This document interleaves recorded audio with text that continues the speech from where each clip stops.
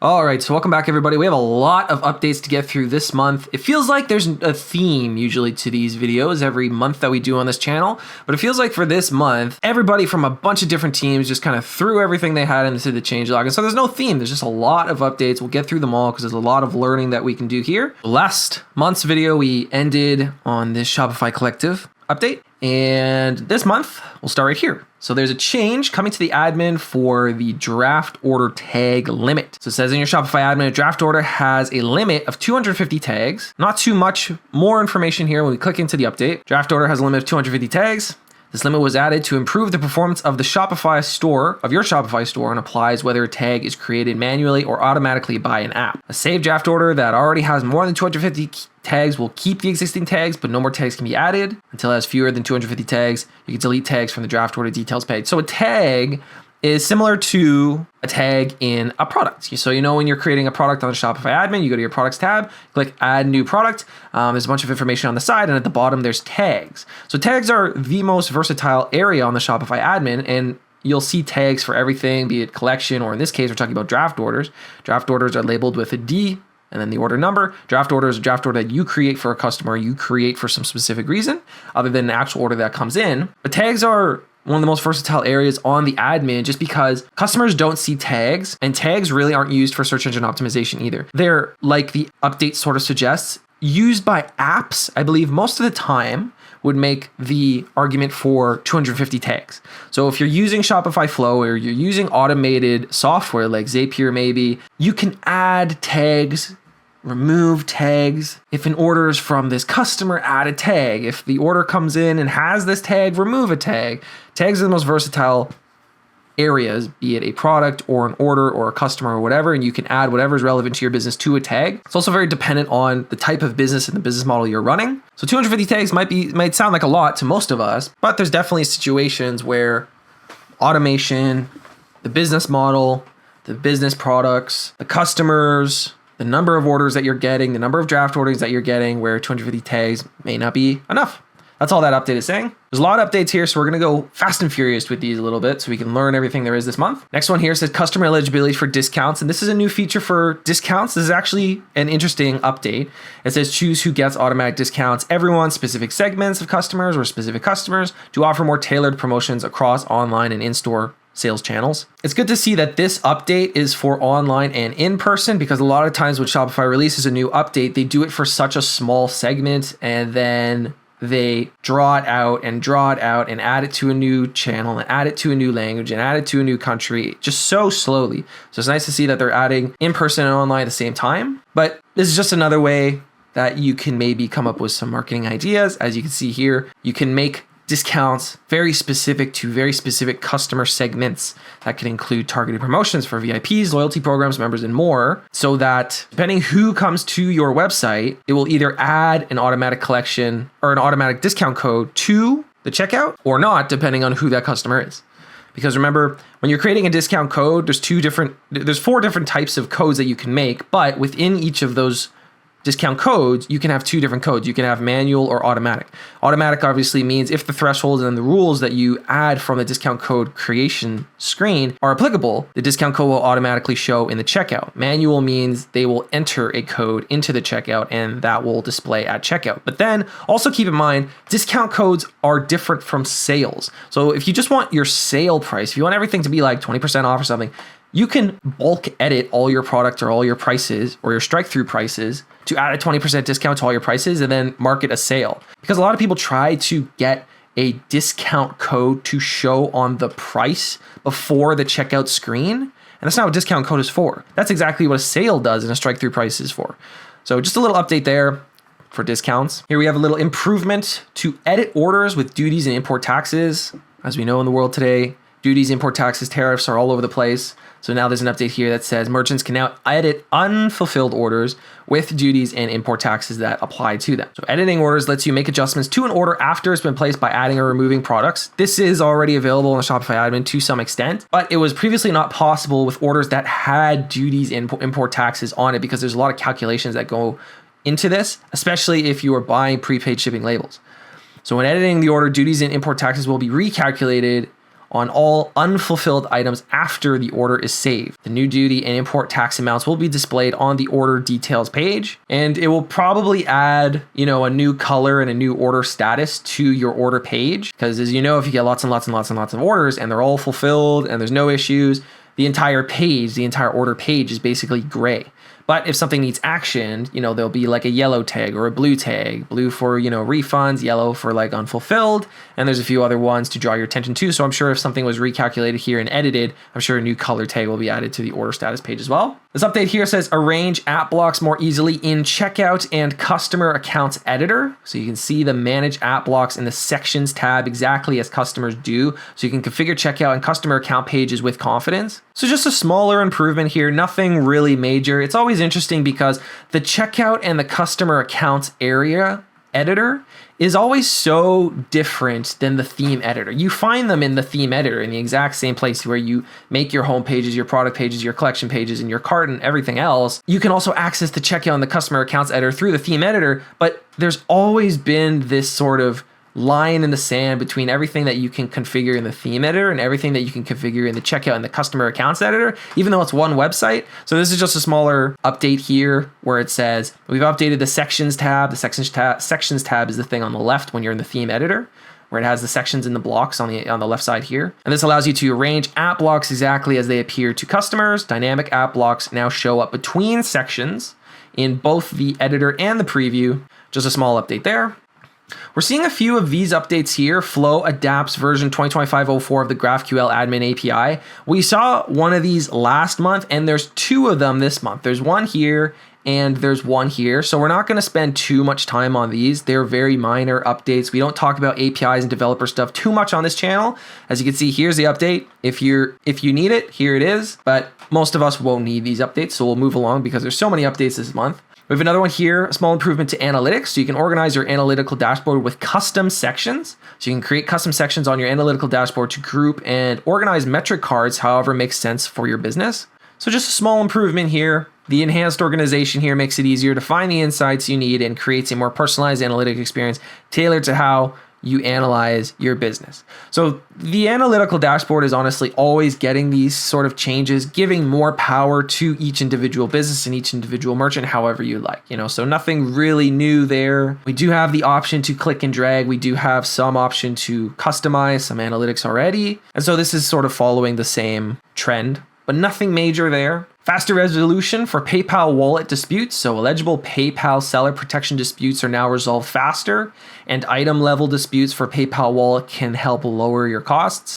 So a couple small improvements here. PayPal wallet, I believe, is included only in the US. Like it's within the Shopify payments payment methods only in the US. And if it's not the US, I believe it's housed outside. So I believe this update is only for those in the US. But there's two improvements where the resolution process of disputes covered by PayPal seller protection has been accelerated if you provide tracking information when creating a fulfillment, right? So in today's day and age, not only do customers need tracking for the confidence, but also a paper trail to show tracking information, delivery information for chargebacks and disputes is very, very important. And then customers using PayPal wallet can now dispute a single item instead of an entire order. That's really, really important, which can help lower your costs and just simplify things, especially if it's a large order. Again, especially with PayPal, and if you're just starting out, if you don't have, you don't need to have a PayPal. You don't have to have it. So just make sure, especially if you're just starting out, you go to your manage payment methods.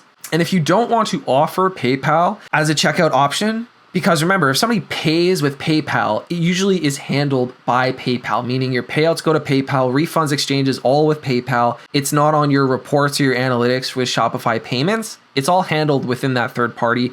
With PayPal Wallet, I believe just for the US, I think this is changing a little bit, but my point is by default, when you start your Shopify store, pay by PayPal is actually enabled, even if you don't have a connected account.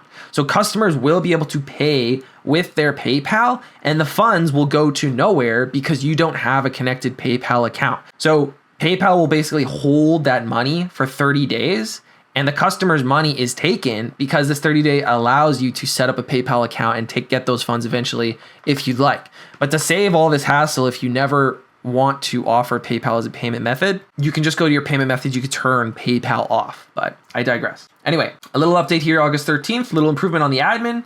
Discounts on fulfilled items. You can now apply discounts to already fulfilled items, allowing for more accurate financial attribution and reporting. That's sort of interesting. Obviously, previously, discounts were limited to unfulfilled items or orders coming in. And so this enhancement allows merchants to effectively issue partial refunds through discounts, improving post-purchase attribution and eliminating the need for manual refunds in this process. And then additionally, orders will now automatically unarchive for edits and then re-archive after issuing a refund, removing the need for manual archiving and unarchiving and making changes to an order. That was a big problem when you create draft orders, because draft orders, again, are orders that you make for customers. So if there's any a time where an order is incorrectly archived or unarchived, or sometimes just locked and uneditable, sometimes you have to make a whole new draft order just for reporting, just so numbers make sense.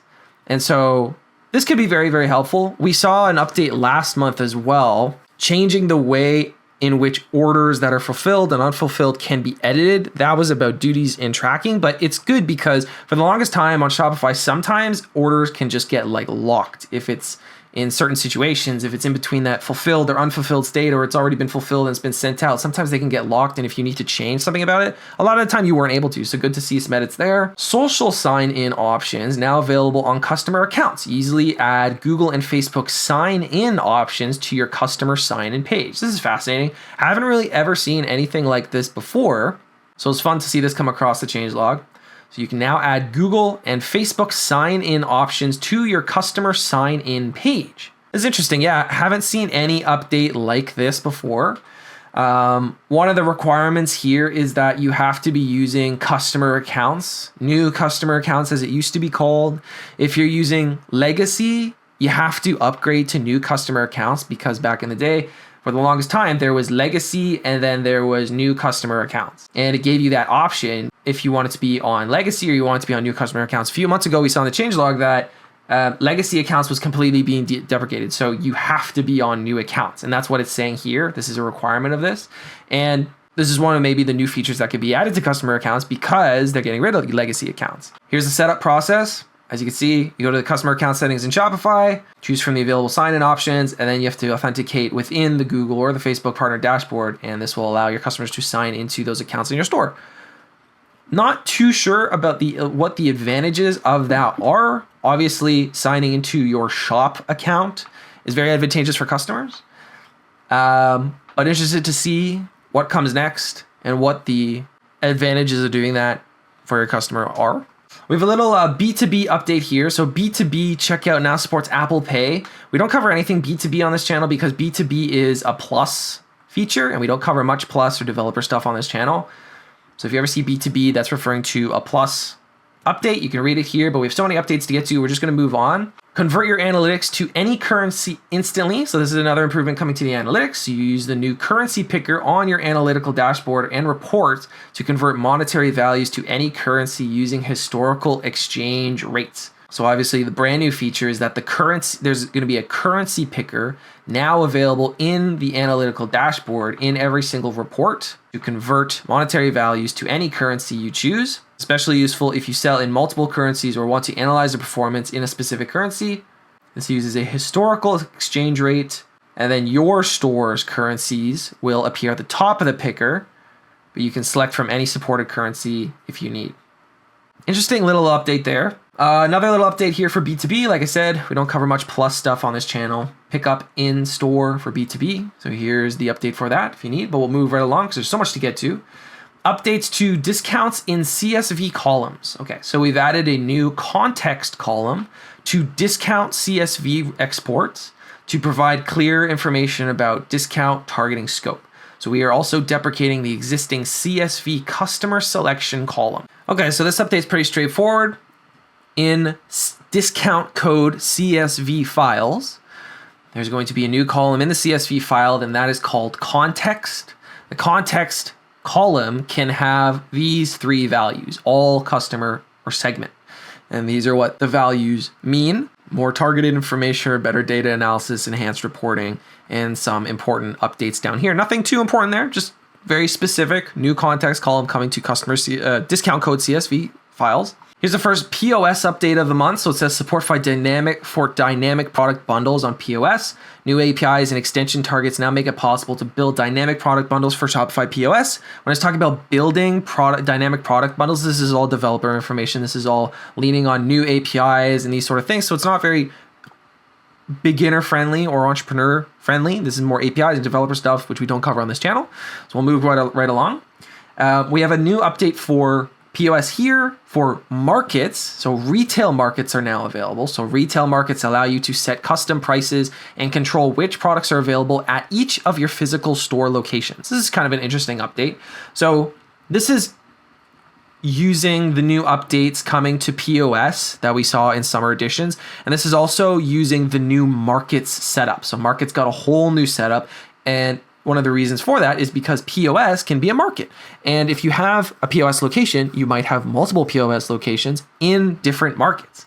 And so that's a very interesting thing to optimize. So you can update it just like normal markets, where you can take control of your pricing strategy with location-specific catalogs. It's the same thing, just like setting up markets for an e-commerce store, but instead of countries and regions being brought together in a single market, we're talking about individual POS locations. So obviously this applies to you if you have a POS location, if you have multiple POS locations and you want to do some customizing to your retail markets because they're located all in different areas. But very interesting to see how markets is actually transforming over the years. And that was one of the big things that they were already advertising when they were changing markets. B2B markets and POS markets are also included in markets, not just grouping countries together. And now the update is finally available. We saw that a few editions ago. Okay, moving swiftly along. Issue refunds to store credit when canceling an order. Just a new feature in the admin. Store credit is now available as a refund method when canceling an order. So last month we saw that issuing store credit has been added to the refund process. So now issuing store credit is now added to the canceling of an order process. So this helps ensure, again, that you keep cash flow running into your business, improves customer retention. That's exactly the same thing that it said last month with the refund store credit area, which does make sense. So it says store credit can now be issued as a refund when you are canceling an order. So canceling an order means that somebody placed an order and they paid for it, but it hasn't been fulfilled on your side yet. So that's a very important area of time that should definitely be referenced within your shipping policies and your refund policies, because some people want to cancel the order. So it's good to have really, really fast fulfillment, but this area of time that allows for edits and cancellations if necessary is really, really important to define in your policies. Not just, this is how long it takes for your item to be shipped to. You need to inform the customer on this amount of time where you can edit or cancel, the amount of time it takes to be fulfilled. Once it's fulfilled, what can be edited, what can be issued a refund, what can be canceled, and then once it's sent out, the same sort of thing. So those different steps in your policies, just a little reminder from this update, should definitely be added to communicate that sort of transparency for your business. And then store credit also comes with expiration dates, which is interesting as well. A little update here to Shopify forms. So translate your Shopify forms into multiple languages. Now you can translate your forms into different languages, creating more relevant and high converting customer experiences. And so this is one of the biggest issues with translating your store. Obviously, if you are an English merchant and you're only selling to English customers, you don't ever have to worry about translating your store. But one of the biggest issues with translating your store is that it's really, really difficult to find one translation app, one translation program that will translate every single aspect on your store, including apps, first-party apps and third-party apps. That's usually one of the biggest limitations of any translation app, right? So for example, if you're using the Translate and Adapt app from Shopify, and it's translating most areas of your store, it usually won't translate. One of the limitations is apps. And so this is an interesting little bridge here where Shopify forms can now be translated into multiple languages, because if you are translating your entire website for another market's language, but it's pieced together, areas are translated, our areas aren't translated, that will not work very well for your conversions.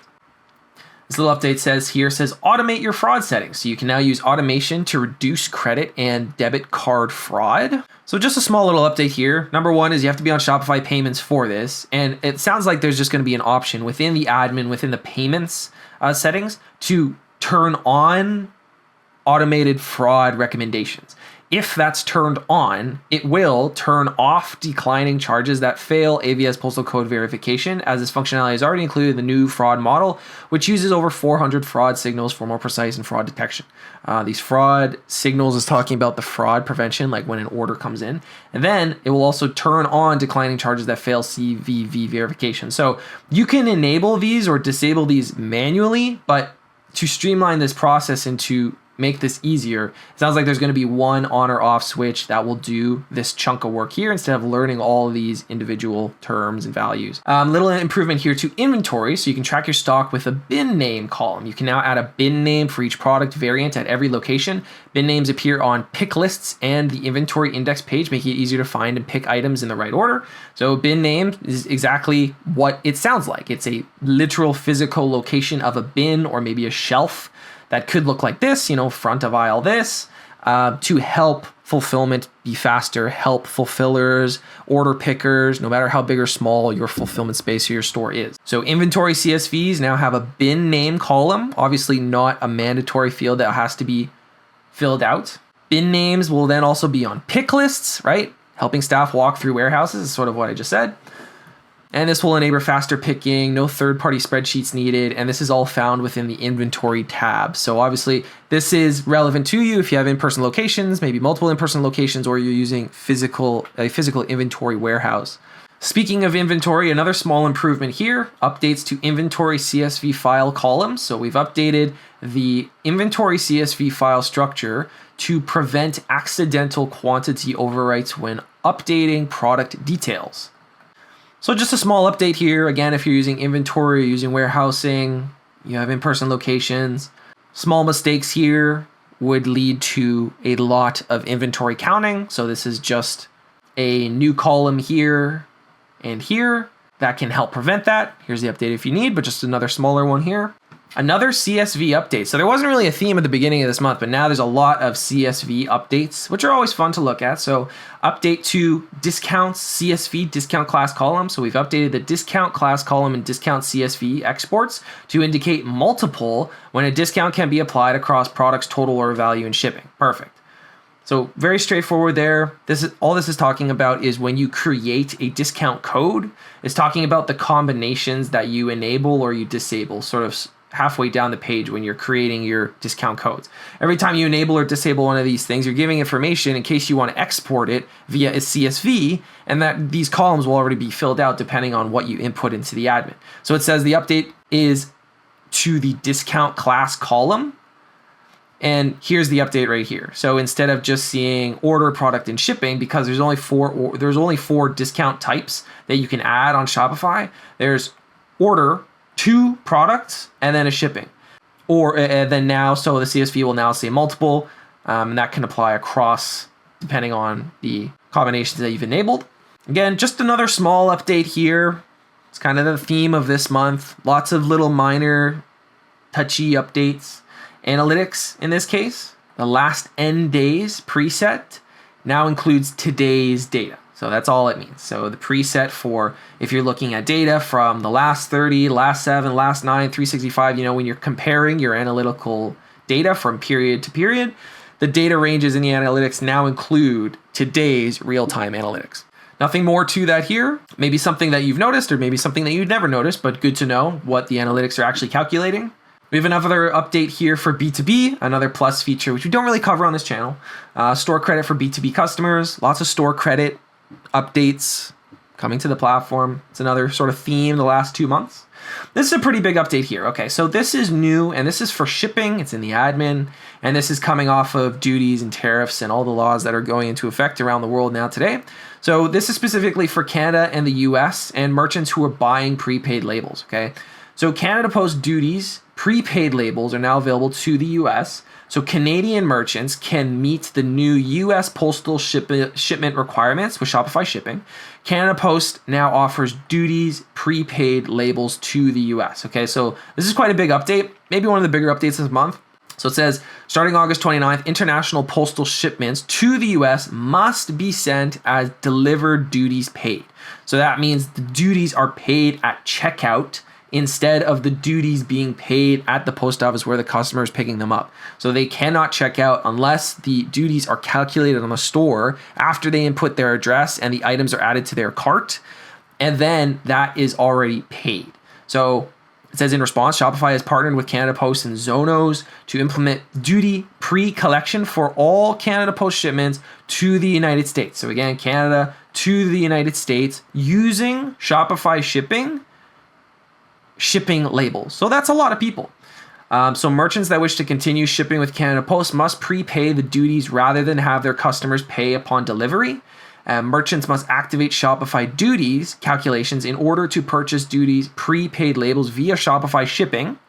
And then DDU means delivered duties paid. DDU Canada Post shipments to the US will no longer be accepted and will be blocked at label creation. So you won't even be able to print a label for that. So there are a few updates here that need to go into place for this. And then at the bottom, it does point out, again, like if you don't make these changes, your Canada Post labels to the US will be blocked starting at the end of August.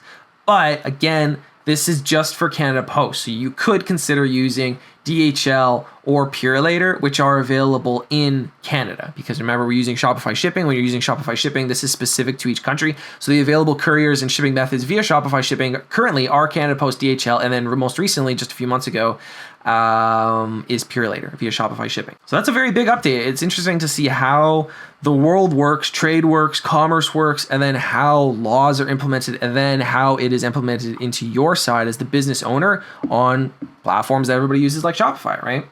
The storefront API buyer authentication from cart to checkout now supports vaulted cards and store credit.